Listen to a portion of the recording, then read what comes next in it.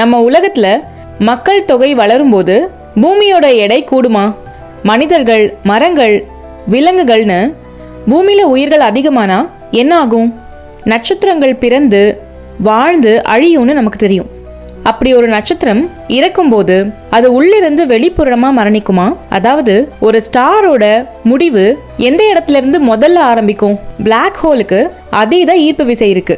அதே மாதிரி இந்த பிரபஞ்சம் முழுக்க டார்க் மேட்டர்னு சொல்லக்கூடிய காண முடியாத ஈர்ப்பு விசையும் இருக்கு. கேலக்சிகளோட இயக்கத்துக்கும் நகர்வுக்கும் இந்த டார்க் மேட்டர் பெரும் பங்கு வகிக்குது. பிளாக் ஹோலா இல்ல டார்க் மேட்டரா? எதுக்கு ஈர்ப்பு சக்தி அதிகம்? ஜூபிட்டர், வியாழன் கிரகத்தை பத்தி நமக்கு ஏற்கனவே தெரியும். அது ரொம்ப பெரிய வாயு கிரகம். அது இவ்ளோ பெரிய ராட்சச வாயு கிரகமா இருந்தாலும் அதோட நிலவுகள்ல பாறை மற்றும் மெட்டல்ஸ் அப்படின்னு சொல்லக்கூடிய உலோகங்கள் இருக்கு. அது எப்படி? சூரிய குடும்பத்திலேயே மிகப்பெரிய புயலான கிரேட் ரெட் ஸ்பாட்னு சொல்லக்கூடிய புயல் நூற்றுக்கணக்கான வருடங்களா அப்படியே இருக்கு. அது எதனால? இந்த கிரகத்துல இருக்க பல அடுக்குகளால ஆன கேசஸ்லாம் ஒன்னோடு ஒன்னு கலந்திடாமையும் அப்படியே இருக்கு. அது எப்படி முடியும்? இந்த மாதிரி நம்ம சப்ஸ்கிரைபர்ஸ் கமெண்ட்ஸ்ல கேட்ட அற்புதமான விண்வெளி கேள்விகளோட விடைகளை தெரிஞ்சுக்கலாம்.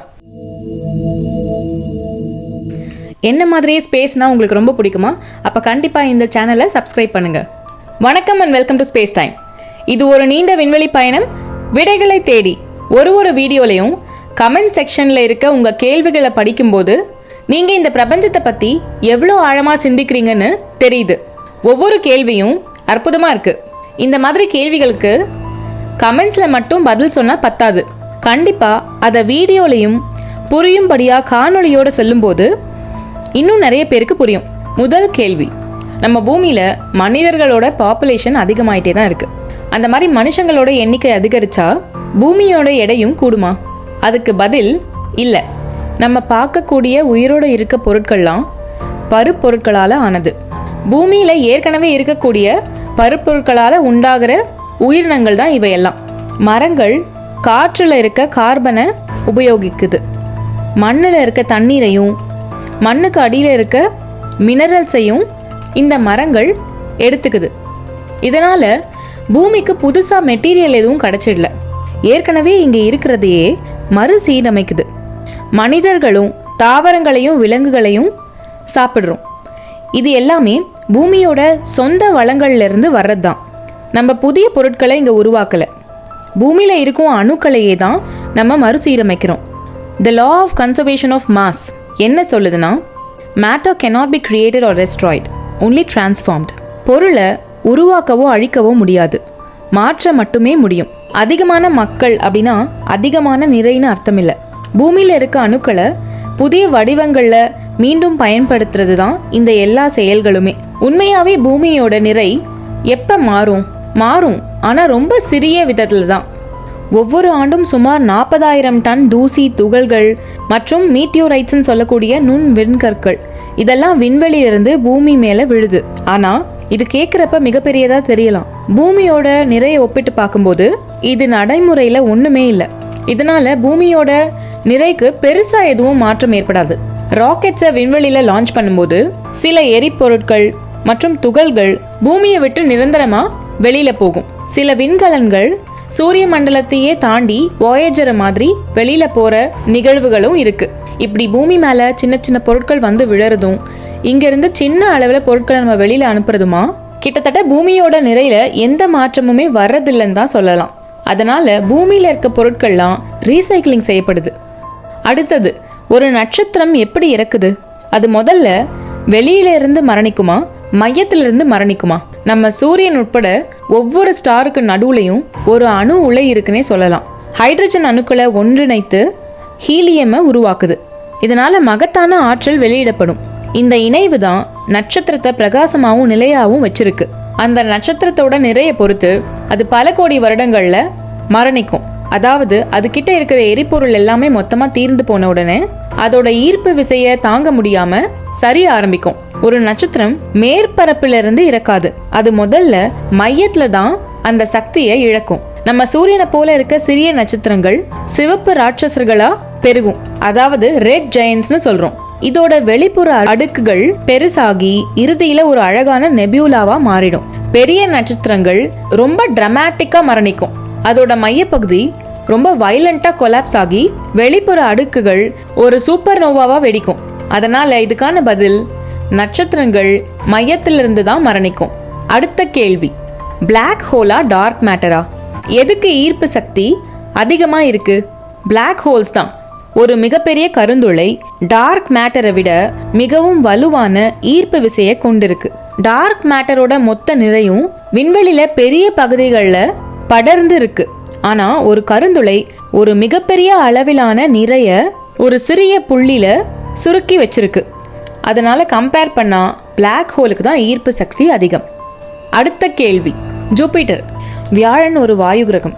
வியாழனோட நிலவுகளான திடமான மேற்பரப்பு கொண்டிருக்கு. இது எப்படி? வியாழன் ஹைட்ரஜன் மற்றும் ஹீலியம் போன்ற வாயுக்களால் ஆனது. சூரியனில் இருக்க அதே பொருட்கள். ஆனால் அதோட நிலவுகள் ஆரம்ப கால சூரிய மண்டலத்தில் எஞ்சியிருக்கும் பாறை, உலோகம் மற்றும் பனி போன்ற கடினமான தனிமங்கள்ல இருந்து உருவானது. இந்த பொருட்கள்லாம் ஹைட்ரஜன் மற்றும் ஹீலியம் போல இல்லாம திடமான பொருட்கள். அதனால தான் வியாழனோட நிலவுகள் யூரோப்பா, கேனிமேட், ஐயோ மற்றும் காலிஸ்டோ இதெல்லாம் திடமான பாறை அல்லது பனிக்கட்டி மேற்பரப்புகளை கொண்டிருக்கு. அடுத்த கேள்வி, வியாழன் கிரகத்துல வாயுக்களாலான வண்ண பட்டைகள்னு சொல்லக்கூடிய கலர்ட் பேண்ட்ஸ் இருக்கு. இந்த வாயுக்கள் ஏன் ஒன்னோடு ஒன்று கலப்பதில்லை?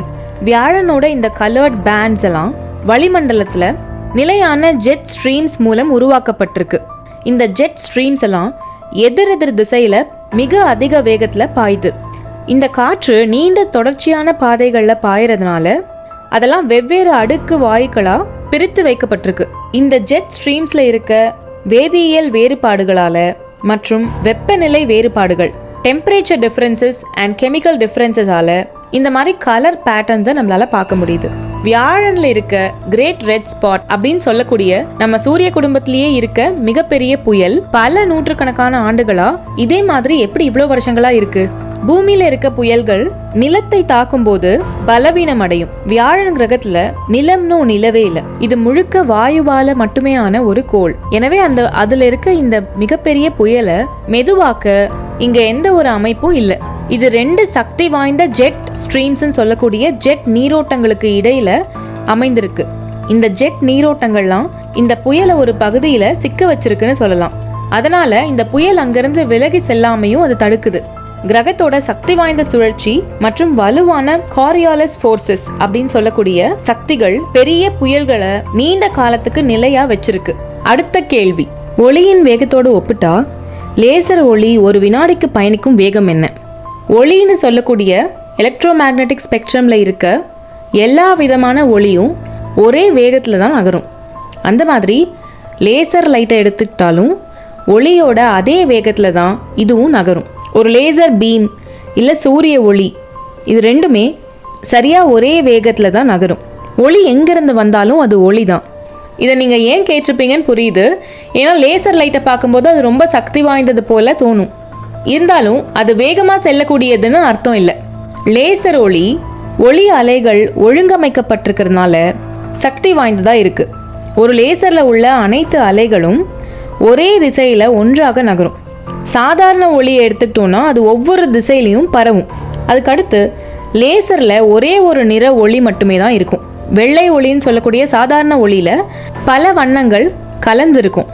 அதனால தான் லேசர் ஒளி தூய்மையாகவும் கூர்மையாகவும் இருக்கும். ஒரு டார்ச் லைட்லேருந்து வர ஒளி அதோட ஆற்றலை வெளியில் எல்லா திசையிலையும் பரப்புது. ஆனால் ஒரு லேசர் அதன் அனைத்து ஆற்றலையும் ஒரு மெல்லிய கற்றைக்குள்ளே குவிக்குது. ஒரு சின்ன ஏரியாவில் நிறைய எனர்ஜி இருக்க மாதிரி இன்டென்ஸான ஒரு லைட் தான் லேசர் லைட். இதனால தான் லேசர்கள் வெட்டவும் எரிக்கவும் வெகு தூரம் பயணிக்கவும் முடியும். ஆனால் லேசர் லைட் வேகமானதில்லை, அது ரொம்பவும் ஃபோக்கஸ்டாக இருக்கக்கூடிய ஒரு லைட் பீம். விண்வெளி அதிசயங்களால் நிறைஞ்சிருக்கு. ஒவ்வொரு பதிலும் 1000 புதிய கேள்விகளை கொண்டு வருது. இன்னும் நிறைய கேள்விகள் கமெண்ட்ஸில் இருக்குது. அது எல்லாத்துக்கும் இன்னொரு எபிசோடில் விடைகளை தெரிஞ்சுக்கலாம். ஸ்பேஸை பற்றி தெரிஞ்சுக்கிறதுக்கு இன்னும் நிறைய விஷயங்கள் இருக்குது. So stay curious and keep exploring with me. This is Saranya and இது நம்ம ஸ்பேஸ் டைம்.